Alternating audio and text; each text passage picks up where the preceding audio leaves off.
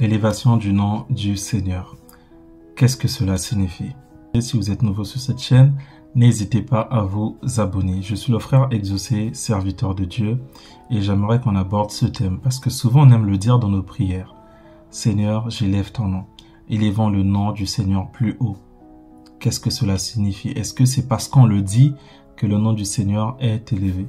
Je dis toujours que élever le nom du Seigneur, en réalité, correspond à notre manière de vivre lorsqu'il est le plus proche de la Bible. Notre manière de vivre lorsqu'il est le plus proche de ce que les gens peuvent dire « Ah, il a changé. Ah, il n'est plus comme avant. Ah, il est comme Christ.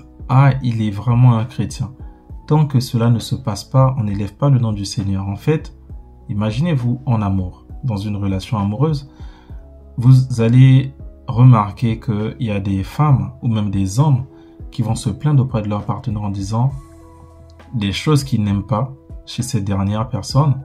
Mais les personnes diront « Mais non, tu sais que je t'aime, mais ne pense pas comme ça. » Et la personne va dire « Mais si tu m'aimes, pourquoi tu me fais du mal? Mais si tu m'aimes, pourquoi tu ne le prouves jamais? Mais si tu m'aimes, si tu m'aimes. » En fait, on atteint un niveau où le « je t'aime, le je t'aime, le je t'aime » n'a plus l'effet que ça devait produire. Le « je t'aime, le je t'aime, le je t'aime » n'est plus considéré. C'est pour cela que je dirais ceci à une personne. C'est pareil que lorsqu'on dit « j'élève ton nom » en fait.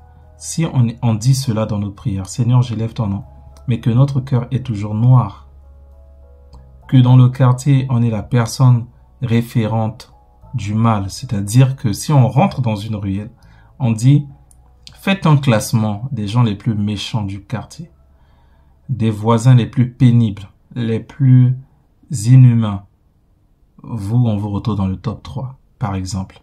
Et ça, en fait, vous pouvez dire à Dieu, j'élève ton nom, j'élève ton nom, j'élève ton nom. Si votre comportement ne reflète pas la parole de Dieu, le Christ, en réalité, vous rabaissez son nom, vous rabaissez son nom, vous rabaissez son nom. Parce qu'à cause de votre comportement, à cause de ce que vous avez fait dans la vie de certaines personnes, à cause de ce que vous faites dans le quartier, à cause de ce que vous faites dans votre famille, les gens se disent, si c'est seulement ça être chrétien, je préfère être athée. Si c'est seulement ça être chrétien, c'est que Dieu n'existe pas. Et en fait, vous êtes en train de faire quoi? De rabaisser le nom du Seigneur. Selon la parole de Dieu. Lorsque les gens se diront, mais un tel s'est prostitué dans le passé, mais un tel il avait plusieurs femmes. Aujourd'hui, il ne veut plus le faire. Et là, en fait, en réalité, vous n'allez plus le faire parce que vous allez dire peut-être à quelqu'un, ah, je ne peux plus le faire, mon corps est devenu le temple du Saint-Esprit. La personne se dira, mais qu'est-ce que ça signifie tout ça? Et là, vous allez lui dire, regarde, le Saint-Esprit, voilà, qu'est-ce que le Saint-Esprit? Qui est Jésus-Christ? Ma nouvelle vie, ma nouvelle naissance, ce qui s'est passé dans ma vie. Et là, les gens se diront, ah ouais, il a renoncé au plaisir sexuel pour Dieu. Ah oui, il a renoncé à l'argent pour Dieu. Mais qu'est-ce qui s'est passé dans sa vie? Ah, mais qui est ce Dieu-là?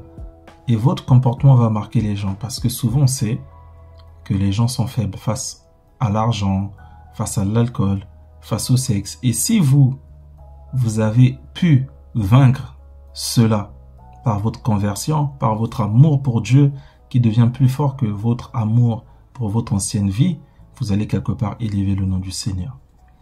Alors, il est très important de comprendre que le plus important n'est pas juste de dire des mots, mais de convertir nos actes. Que ces mots qu'on prononce soient en accord avec nos actes. J'aime le dire, imaginez les muets, comment ils prient. Ils n'ont pas la possibilité de dire, peut-être qu'on va dire dans leur tête, ou dans les gestes, ils vont dire, Seigneur, j'élève ton nom, mais ils n'ont pas la possibilité de l'exprimer comme vous et moi peut-être peuvent l'exprimer. En ce moment-là, qu'est-ce qui marque Dieu? Qu'est-ce qui élève le nom de Dieu dans leur vie? Ce n'est pas l'expression verbale, ce n'est pas le sang qui élève le nom de Dieu. Non, c'est leur cœur, leurs pensées, leurs actes. Alors, élevons Dieu déjà dans nos cœurs, dans notre manière de croire aux choses. Élevons Dieu dans nos pensées, dans notre manière de concevoir la vie, de sorte que la Bible, la parole de Dieu, le Saint-Esprit soit notre conseiller, notre éclaireur. Élevons Dieu par nos actes, de sorte que ce qu'on pose comme acte ramène les gens à se dire, il n'est plus ordinaire, ce n'est plus la même personne, il y a quelque chose qui s'est passé dans sa vie. Dieu a changé cette personne. Alors que lui, son surnom c'était Hitler. Mais aujourd'hui, il est devenu bon. Il est devenu amour. Il est devenu quelqu'un de bienveillant. C'est pas possible. Bref, j'aimerais juste dire qu'il faut passer aux actes, manifester les actes en accord avec ce qui est à l'intérieur de nous. Et en ce moment-là, si c'est en accord en plus avec nos paroles toucheront vraiment, vraiment, vraiment Dieu. Et comme dans l'exemple du couple que j'ai pris, si les actes sont liés aux paroles, parfois on n'a même pas besoin de dire je t'aime. Bon, certes, on a toujours besoin de dire je t'aime, mais dans le fond, la personne sait que cette personne se sacrifie pour moi. Cette personne donne ce qu'il a, ce qu'il est pour moi. Cette personne veut que j'aille de l'avant. Cette personne m'honore. Cette personne me respecte. Cette personne me donne la place qu'il faut que j'ai. Cette personne m'aime. Parce que les actes auraient prouvé que vous aimez cette personne. C'est pareil pour Dieu. Que Dieu vous bénisse. J'espère que cette vidéo poussera quelqu'un à changer sa manière de dire ce mot. Et peut-être même à ne plus le dire si on s'examine et qu'on se rend compte que dans les actes, on n'élève pas le nom de Dieu. Bien de choses à vous.